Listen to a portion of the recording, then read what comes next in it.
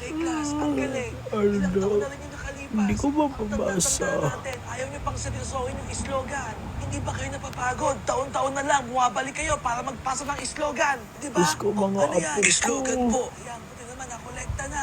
O sige, check natin ngayon yung slogan ninyo. Sige po. Masarap ang bagoong at talbos. Hindi kita titigilan hanggang magpaltos. Ano na sinabi mo? Apo ko. Umiwas Okay sa lang lechon at sana. crispy ulo. Baka mamit mo si San Pedro. Ay, sino na nagsabi yan? Anak. Apo. Masarap humigop ng nilaga, pero mas masarap ang dalaga. Makunat ang baka, palambutin mo. Tingnan mo, nagalaw aking postiso. Masarap ang paksiw, alisin mo aking agiw.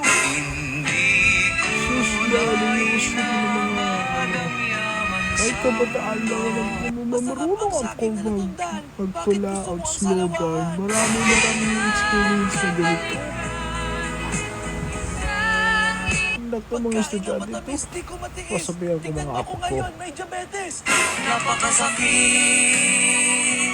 Puro ganyan na ganyan yan. Sir, teacher. Sa inyo, hindi na kayo nagtanda. Ibabalik ko Wala ayusin nyo. pa.